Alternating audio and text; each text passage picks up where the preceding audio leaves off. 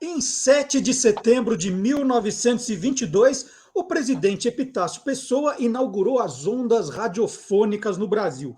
Por isso, nessa data, se comemora o Dia do Rádio, que este ano, só fazer as contas, estará completando seu primeiro centenário.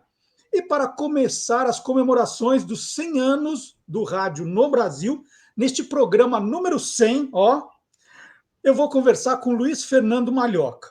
E para apresentar o Luiz Fernando Malhoca, eu escrevi para ele essa semana.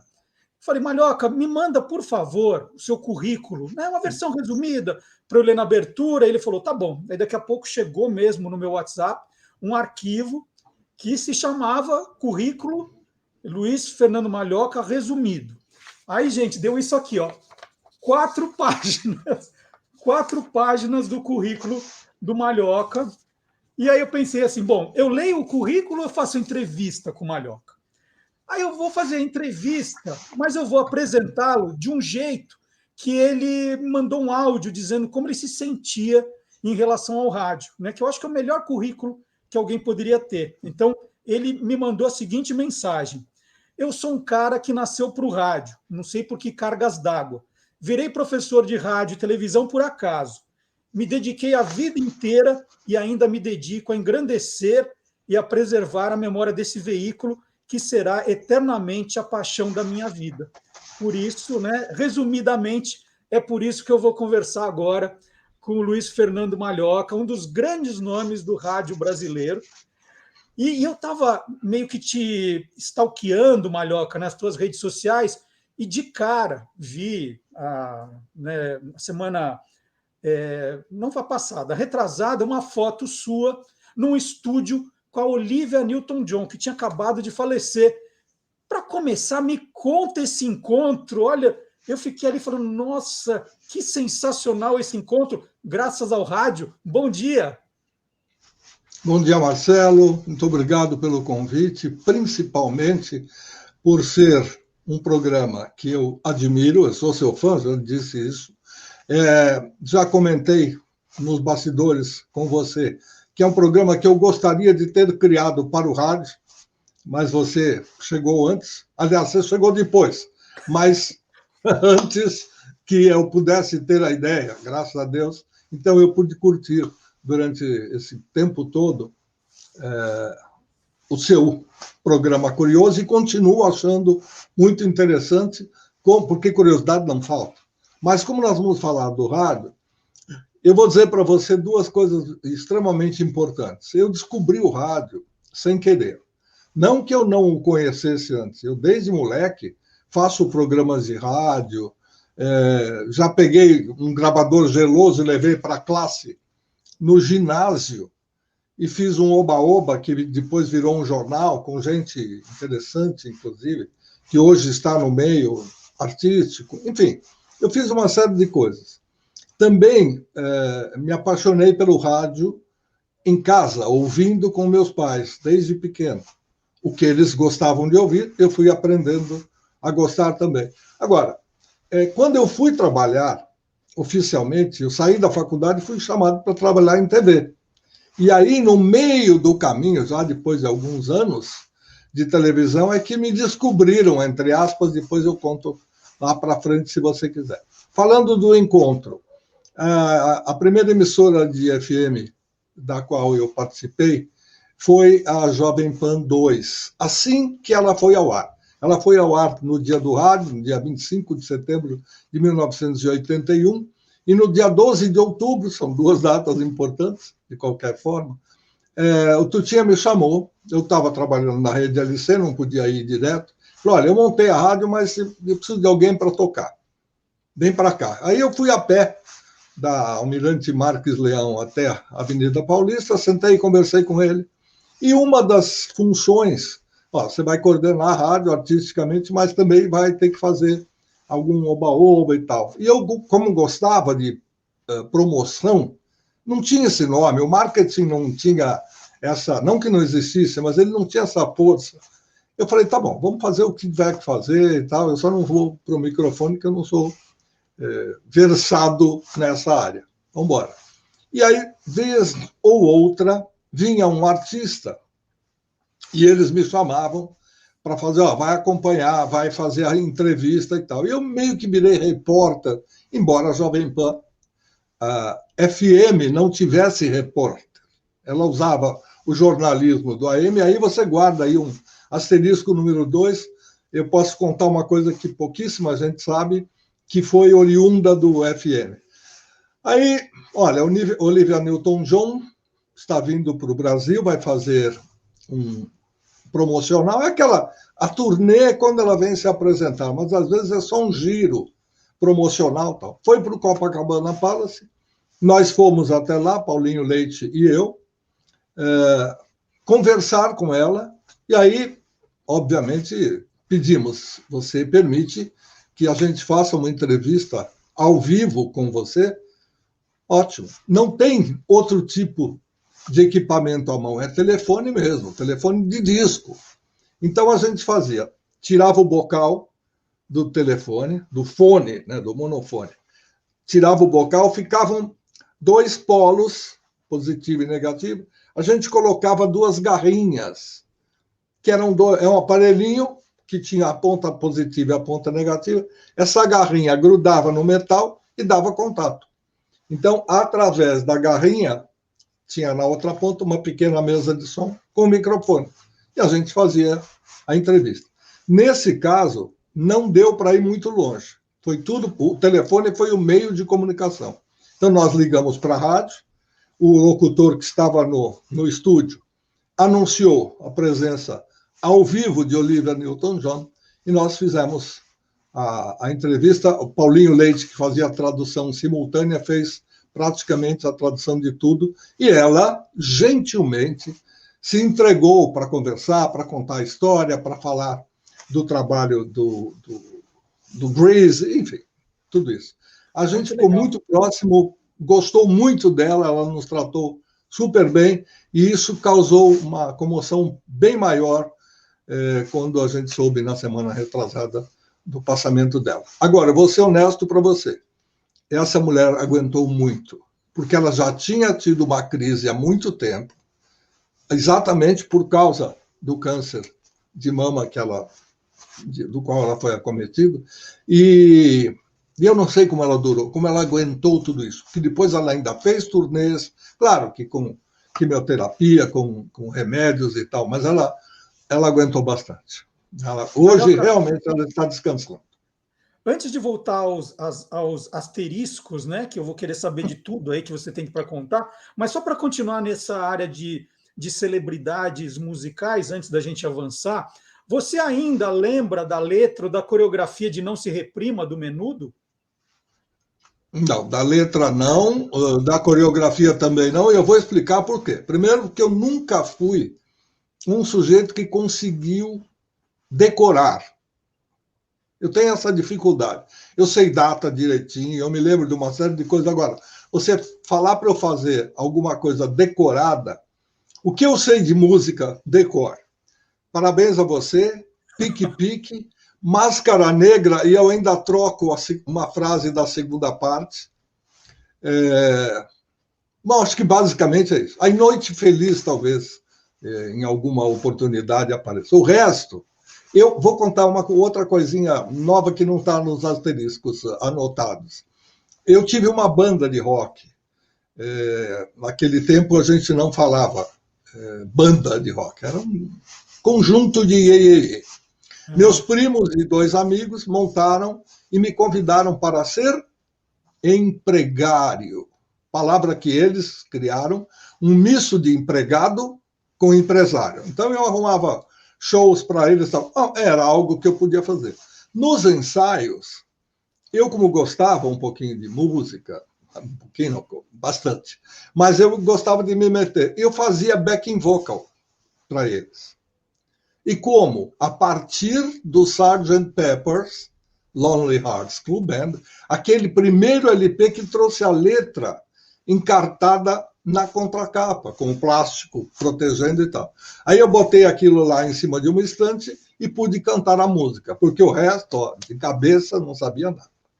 Portanto, essa é uma das minhas deficiências. Agora, em relação ao Menudo, eu nem sei dizer para você quantos sucessos nós tocamos dele, porque na época a gente escolheu não se reprima, veio depois, a gente tocou uma música romântica, e aí tem uma historinha curiosa também, que é o seguinte, eu tive uma ideia, insight, aquelas coisas que vêm lá de cima, divinamente. Eu estava ainda na Jovem Pan, estou falando de 82 para 83, e eu sou levado ao Maxud Plaza com o gravador Nagra da empresa, que, em termos de tecnologia, estávamos muito à frente naquele tempo já.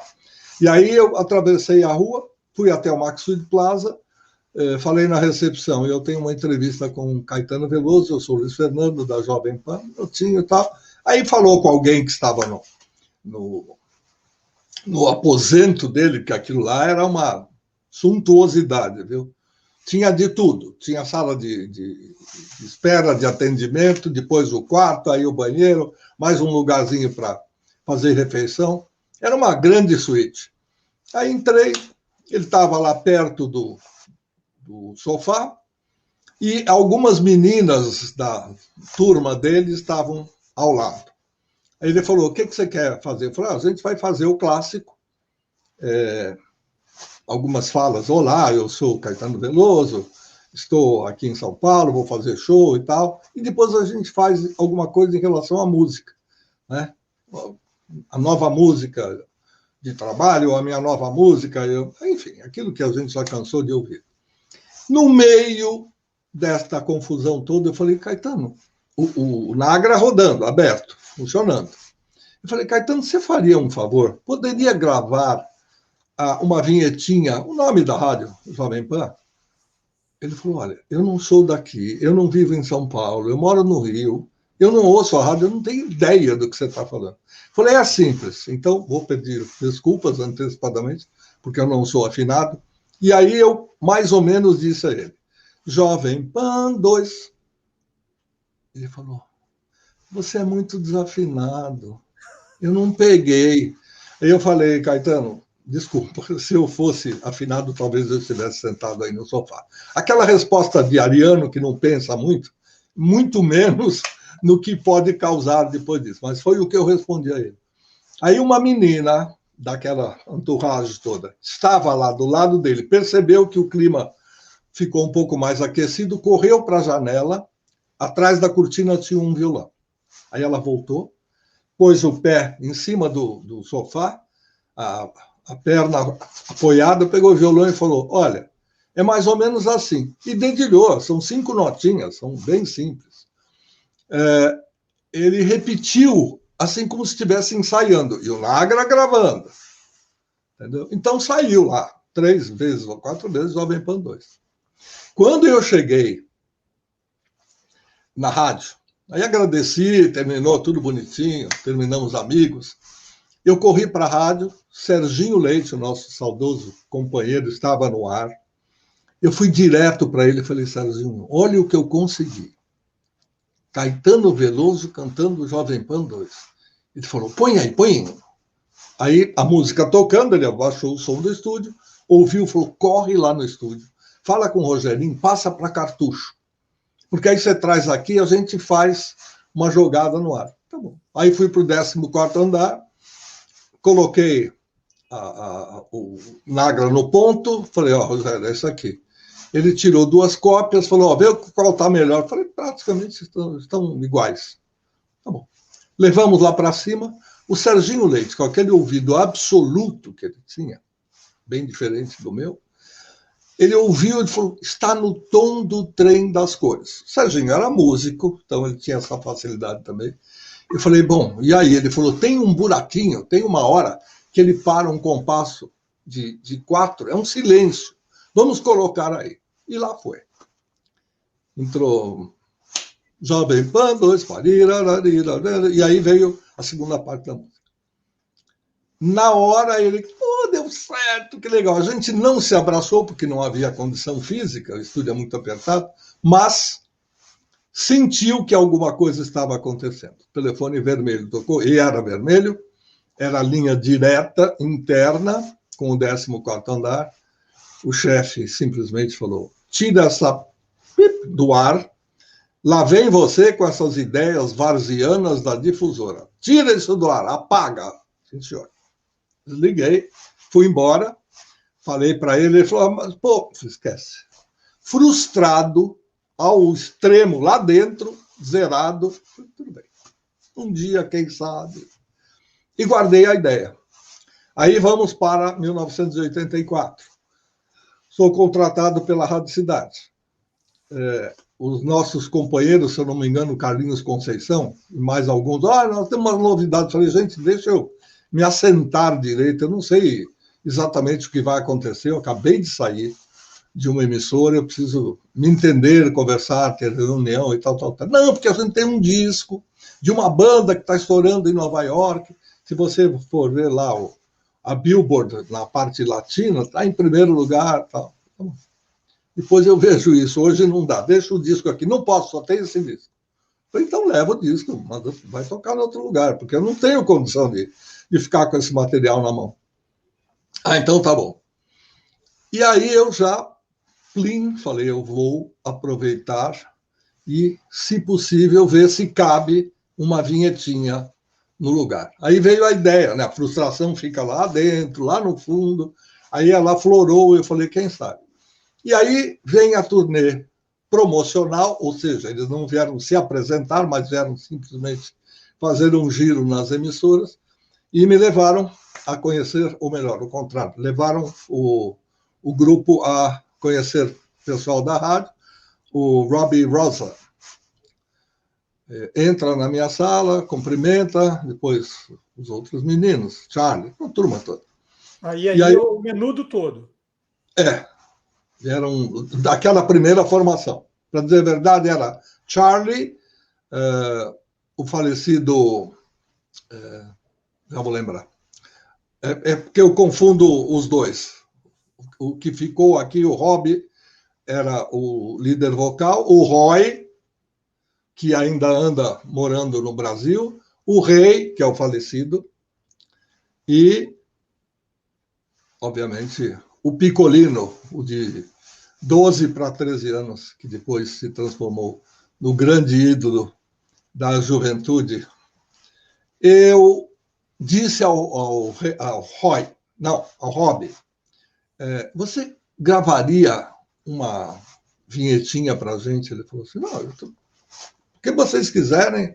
Então, ok, eu sou fulano de tal, do Conjunto Menudo, queria que vocês ouvissem tal música, gravaram lá 3 ou 4 vezes, e aí eu pus ele no estúdio, num álbum que foi lançado pela editora X, que eu não me lembro o nome também, que não tinha nada a ver com a rádio, mas tinha figurinhas do Menudo, que eles fizeram para faturar, provavelmente a agência que o trouxe tinha ligações. Tem uma foto minha desenhando, escrevendo para ele a fonética do que ele deveria cantar. Agora, por que isso? Será que o cara não entende? Cidade entende, mas ele não conhece a palavra cidade. Para ele é ciudad, né? Mal translatado. Então, fica muito difícil o cara tirar o colocar o E, se sai cidade cheia. Bom, a gente fez umas 10 gravações e saiu. Era alguma coisa by my side, o final da letra, e aí tinha um buraquinho e ele colocou. Então, a primeira vinheta cantada da minha época na Rádio Cidade, que eu fiquei de 84 até 87, 84, 85, 86, 87, foi exatamente com o Menudo. Foi a primeira gravação. E daí veio uma sequência. Cada artista que vinha, a gente pedia para colocar no estúdio, olha, além de gravar alguma coisa a respeito do que você veio fazer aqui, ou seja, eu sou fulano, estou aqui na Rádio Cidade, aquelas coisas de sempre, você vai gravar cantando, acha um buraquinho, você escolhe e tal. E aí aconteceu o que aconteceu. O Brasil inteiro passou a usar essas músicas cantadas, ou seja, o nome da rádio cantado, E no final de tudo, depois de um bom tempo, a dona Rita Lee estava meio parado de gravar, mas ela resolveu dar um tempo e fez aquele disco, aquele CD dos Beatles. Uhum. Aí sou eu um dia na Walgreens fazendo compras, porque eu morava já em Miami, isso muito tempo depois mesmo.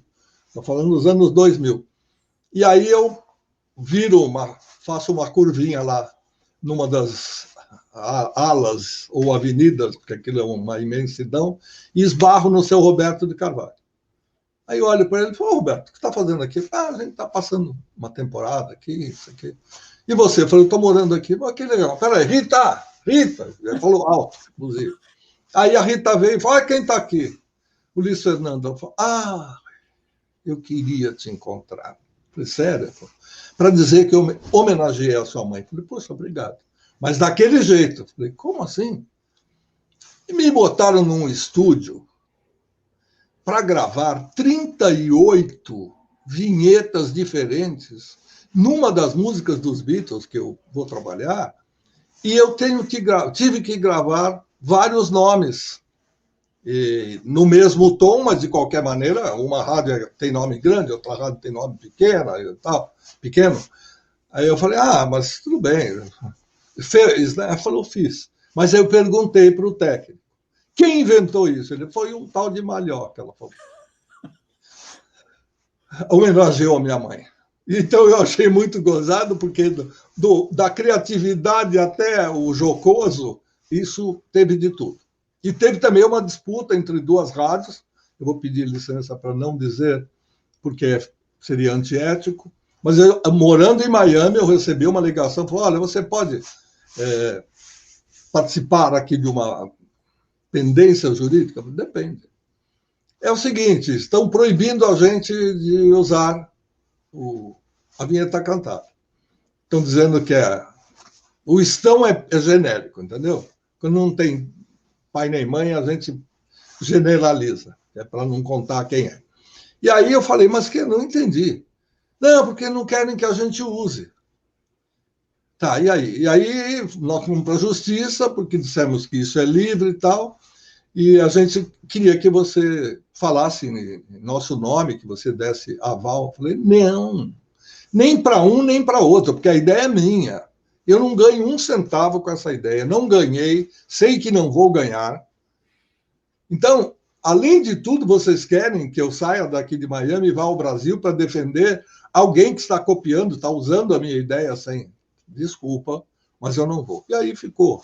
Continuamos amigos, e os dois acabaram se entendendo ou desentendendo, porque não tem como, sabe? Já tem coisa que você não registra mesmo. Ideia, por exemplo, é a coisa mais difícil. Mas, enfim, e aí foi, você fez uma perguntinha, eu dei uma respostona, e mas já foi um tempão de conversa. Mas isso é o bom de conversar com você, porque é uma história atrás da outra. Malhoca, só para a gente não avançar muito, vamos falar do asterisco lá, sobre o jornalismo, então, da Jovem Pan 2, que você fez a pausa ali. Você tem boa memória, além de curioso, você é um memorialista. Vamos lá. Estava eu, a gente tinha duas pessoas. No jornalismo da Jovem Pan FM, tinha uma única pessoa, Luiz Henrique Romaior. Não podia nem dizer que ele era chefe de jornalismo, porque não tinha redator. A redação da Jovem Pan AM fornecia a terceira cópia carbono, estamos falando de 81, para ser utilizada pelo FM. E a função do Luiz Henrique era dar um jeito, uma redação um pouco mais moderna, e ali estávamos criando a nova linguagem que seria chamada depois para a eternidade de linguagem do FM. Não tinha muita alteração, mas era por aí. Então, o Luiz Henrique fazia isso, mas também fazia humor, que ele escrevia algumas paródias para o Serginho. Bom, enfim, cuidava de promoções também. Então, a gente se alternava. Eu era coordenador da rádio e, entre aspas, chefe de promoção. Como não tinha ninguém, era chefe de mim mesmo. Depois, com o passar do tempo, veio Paulinho Azeitona, contratado, e a gente passou a ter alguém que guardasse num cafofo lá os brindes que começaram a ser feitos por nós. Muito bem. a outra função era ir para os shows. Então, além de trabalhar até o horário que desse, o show sempre era à noite. Ou o Luiz Henrique ou eu íamos para a tal narração. Depois, mais para frente, a gente teve a ajuda de um ou outro companheiro, mas, na verdade, éramos sempre os dois. E até éramos confundidos, que ninguém sabia quem era o Luiz Fernando e quem era o Luiz Henrique, porque os dois eram Luiz, para começar a história. E aí eu fui fazer um show do Ibirapuera, que para mim é memorável, com Simone. Um show que Manuel Poladian montou e teve... Assim, nós anunciamos sexta, sábado e domingo e sabíamos, mas não podíamos dizer, que haveria uma segunda... um repeteco no outro fim de semana. Mas a gente não falava nada, que era para o pessoal ir no primeiro. E aí encheu de gente. E teve gente querendo comprar ingressos e tal. O Poladian fez uma terceira semana. Nessa, eu fiz a primeira, a segunda fez o Luiz e eu fiz a terceira. Gravamos com ela, tem uma foto muito legal, que eu vou pedir para você reproduzir. Não fui eu que agarrei, não, foi ela. E da gente nos bastidores e tal. Enfim, no dia seguinte, né, show é fim de semana, na segunda-feira, o seu Fernando Vieira de Mello me chama lá no 24º andar. Quando o seu Tuta, o seu Fernando me chamavam, que o Tutinha estava na minha sala, ou, aliás, eu estava na sala com ele, era uma sala só, então a gente se esbarrava todo o tempo. Agora, ser chamado no 24º andar sempre significa alguma coisa estranha, né?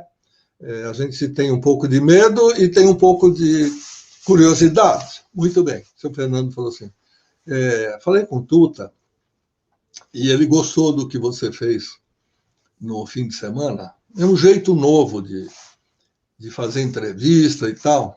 Você não quer fazer isso no AM? Como? Retransmitir? Não entendi. Ele falou, não. Vamos falar com o Tuta. Fomos lá, o Tuta falou, ele conversou comigo, também achei legal a ideia. Muda a linguagem, você vai fazer uma apresentação musical no show da manhã. Falei, legal. E o que eu faço? Cria. Usa aquele material. Falei, tá bom. Mais ou menos eu entendi, mas não sei exatamente o que esperam de mim. Aí eu fui para o estúdio do 14º andar, do FM, peguei alguns trechos da minha entrevista e fiz uma aberturinha, fiz um piloto, como a gente chama, né? É aquele boneco que a gente faz antes de ir para o ar. Aí chego lá todo alegre, sorridente. Seu Tuta, está aqui o piloto que o senhor pediu. Não pedi piloto. Falei, não. Será que eu não entendi direito o que o senhor quis? Não. Eu não pedi para você fazer um piloto, pedi para você fazer uma sessão no show da manhã. E falei, então o piloto. Eu falei, não, eu quero que você vá para o microfone, faça ao vivo, eu vou ouvir aqui, se ficar bom, a gente faz todo dia. Se não ficar, fica no primeiro. E eu falei, tá bom. E o que eu faço com esse primeiro aqui? Deixa aí. E eu virei apresentador de uma sessão do show da manhã, só de música, aproveitando o material do FM, né, das gravações, e foi exatamente isso que causou a minha saída da emissora. Porque, já conto o começo e o fim, ocorreu que estávamos convidados por Manuel Poladian. O Poladian teve muita ligação com a gente, comigo pessoalmente, mas com a emissora também, porque a emissora que permitia os anúncios dele e tudo mais. E ele deixava quase todas as grandes atrações na mão da gente. Só alguma coisa que era muito adulta e tal, que ele punha no AM. E aí ele falou, olha, a Elba vai completar, como Marcelo Duarte está completando, 100 edições, 100 programas, 100 shows. Então nós vamos fazer um almoço para a imprensa e vamos ter lá um horário para o jornalismo, para fazer perguntas, entrevistar, depois para a TV e depois para a rádio. Eu queria que você fosse. Tá bom. Fui lá, almocei, assisti um pouco das entrevistas, esperei, encontrei um montão de gente querida, colegas de outras emissoras não, de outros órgãos de comunicação, porque de rádio só tinha eu. E aí, tudo bem. Chego com uma entrevista, aliás, é uma das fotos, pena que está em branco e preto, estava numa camisa bem leve, bem gostosa, sabe? Quando você se sente extremamente bem, parecia uma viscose, acho que chamava o tecido. E eu fiquei contente porque consegui tirar coisas interessantes dela. Inclusive, ela contou pela primeira vez para alguém que uma criança, uma senhora deu à luz uma criança no show que ela estava fazendo em Recife. E aí a menina foi batizada com o nome de Elba por causa do show, do espetáculo, etc, etc. Tudo isso era grande novidade. Eu falei, ótimo. Aí eu chego às 4 horas da tarde, depois de esperar todas essas entrevistas, e vejo o meu chefe com o relógio em punho, sabe que horário a gente tem que cumprir, né? Daqui a pouco nós vamos estourar o horário, mas antes que... Tudo bem? Onde você foi? Eu fui almoçar com o Poladian e fazer uma gravação com a Elba. Nós não estamos promovendo o show da Elba. Eu falei, eu sei que não. Mas, de qualquer maneira, é uma artista que está comemorando o número 100 e eu estou trazendo aqui uma gravação para colocar no show da manhã, programa Destaque. Você não trabalha no show da manhã? Não, mas eu faço uma sessão lá. Está aqui, sua fita. Vai para o ar, nada. Pegou o gravador, pegou a fita, e aí eu me enfureci um pouco e alguns goles depois, alguns pingos d'água no copo cheio depois eu saí da emissora. Essa história de um pedaço da minha carreira. Malhoca, lendo aqui, né, o seu currículo resumido, a gente vê muitas vezes, né, criador, produtor, diretor, produtor, criador e apresentador, né? Você falou no começo da entrevista que não era uma coisa que você te agradava, né? Você já falou isso, fez algumas apresentações e hoje você na internet virou um grande apresentador da memória, um grande entrevistador da memória do rádio, né? Você está fazendo várias séries, como Vozes do Brasil, que já passou de 100 programas. Você não gostava mesmo? Agora você resolveu falar, agora eu vou fazer. Como é a tua relação com de frente para o microfone, antes e agora? Bom, antes eu não sabia como era, eu queria ser locutor de rádio. Tem uma longa história que eu conto no programa 200 para você, que eu quis ser locutor de rádio e já tinha aprendido a colocar a mão aqui, porque eu via as pessoas fazerem e fazia também. Eu era um perturbador da ordem pública. Isso aqui está aqui porque fica aqui. Eu vou mostrar para você algo, não sei se a câmera pega, qualquer coisa a gente... Aí que a gente vai chegar aí. Segura um pouquinho que eu vou chegar aí. Vamos lá. Ó. Não, mas a gente pode... Agora tá isso muito aqui perto. Está muito perto. Chega um pouquinho... Tá. Não dá para ver direito. Eu mando uma foto disso aqui, digitalizado. Perfeito. Isso aqui é Clube RB. Eu era sócio, eu tinha 16 anos, mais ou menos. Estamos falando de 64. A luz aí acaba atrapalhando. Mas, enfim, eu participava de vários programas de rádio.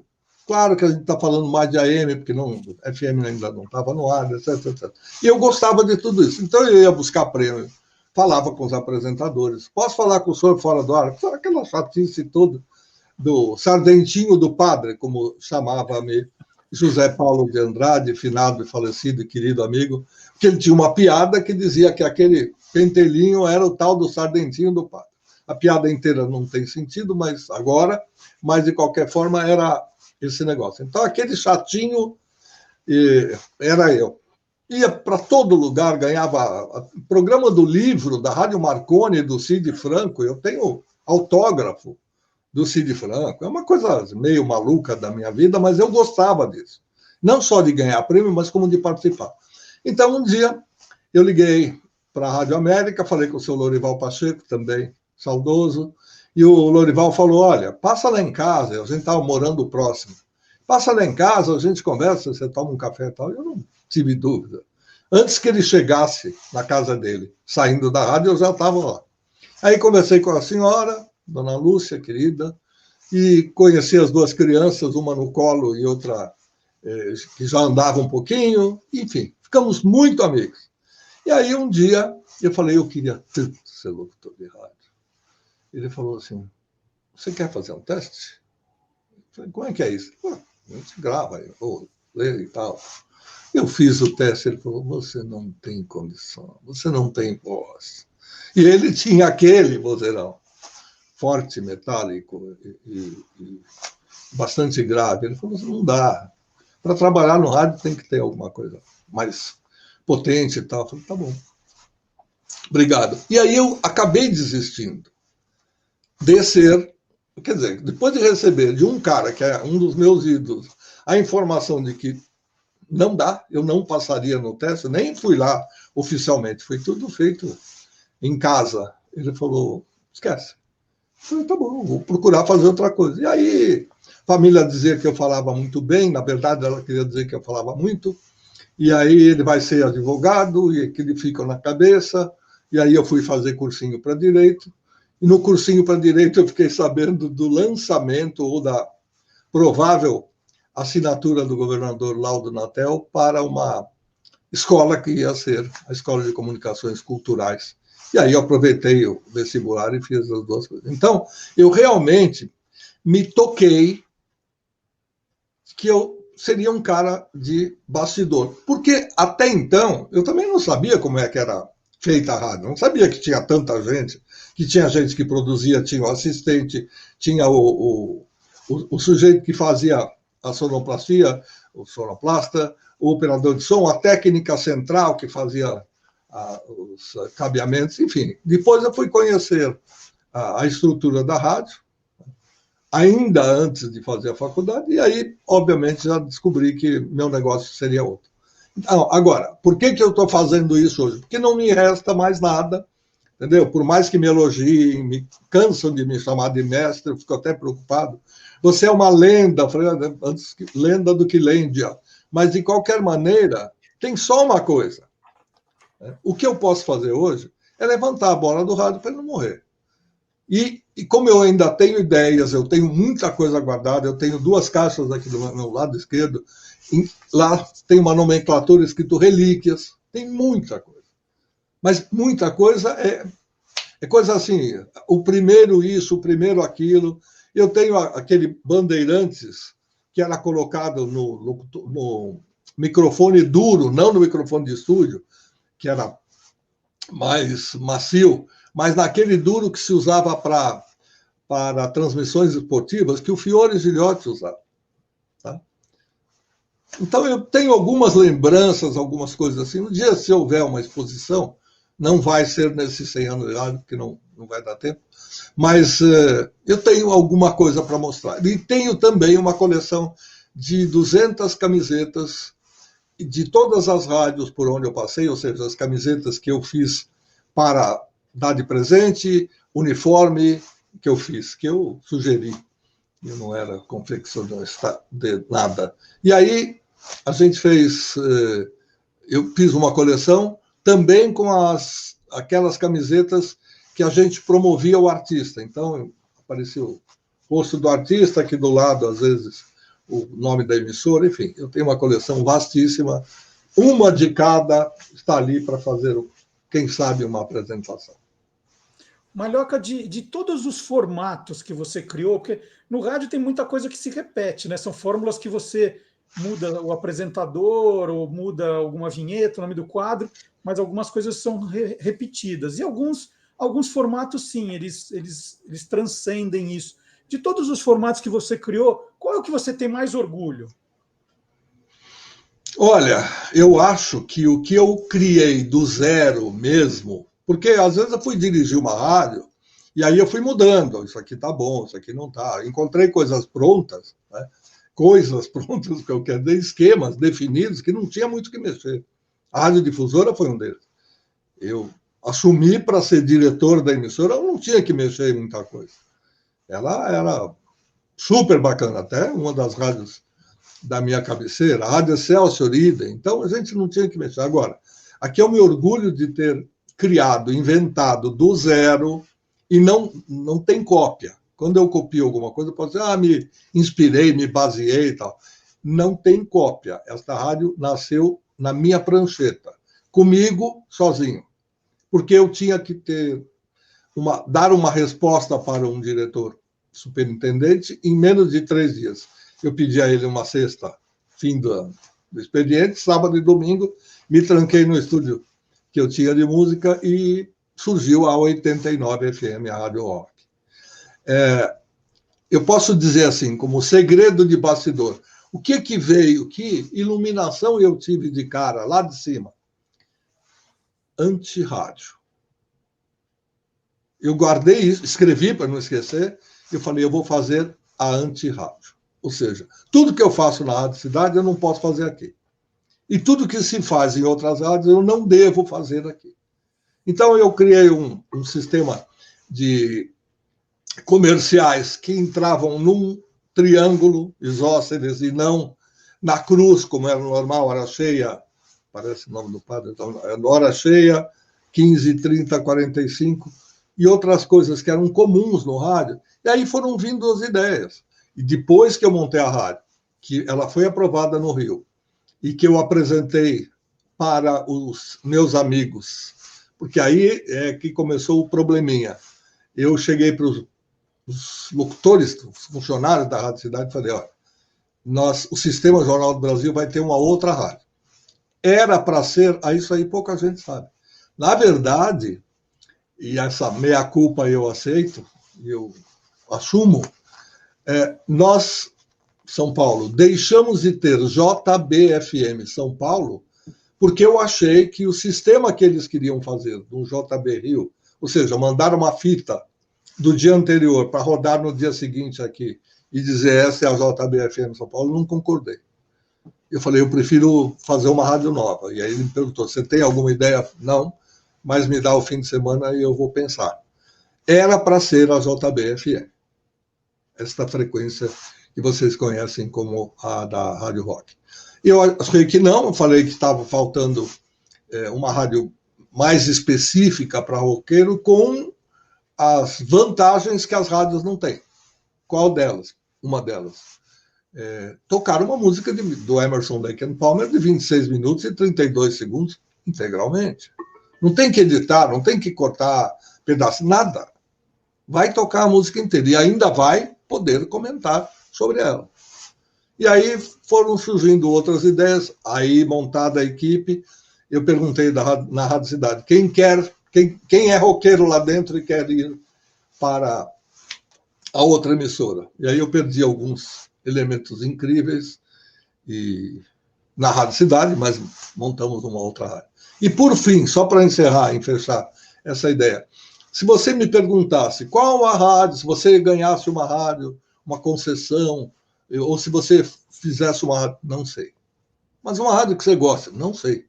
Eu gosto muito de música, eu gosto muito de promoção, eu gosto muito de informação. Eu não sei que rádio eu faria se eu tivesse a minha rádio.